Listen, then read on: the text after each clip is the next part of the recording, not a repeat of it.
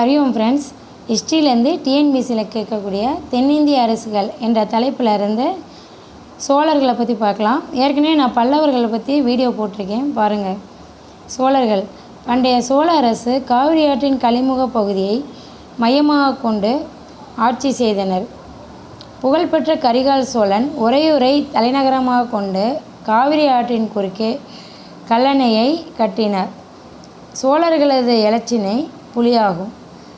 மகாபாரதத்திலும் அசோகரின் கல்வெட்டுகளிலும் மெகசனிஸ் தாலமி ஆகியோரது குறிப்புகளிலும் சோழர்களை பற்றிய செய்திகள் உள்ளன. பிற்கால சோழர்கள். கிபி 9ஆம் நூற்றாண்டின் இடையில் வந்த சோழர்கள் பிற்கால சோழர்கள் அல்லது பேரரசு சோழர்கள் ஆவர். பிற்கால சோழர்களின் எழுச்சிக்கு அடித்தளமிட்டவர் விஜயாலய சோழன் ஆவார்.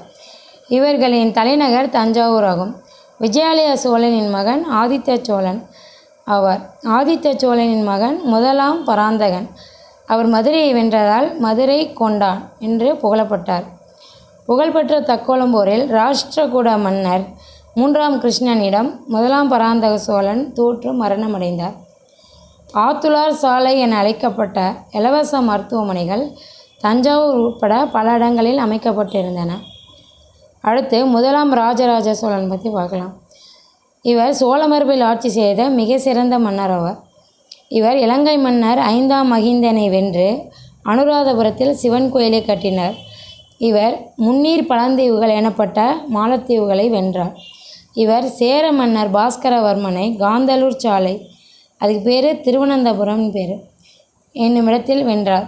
இவர் மும்முடி சோழன், ஜெயங்கொண்டான், சிவபாதசேகரன் போன்ற பல சிறப்பு பெயர்களை பெற்றிருந்தார்.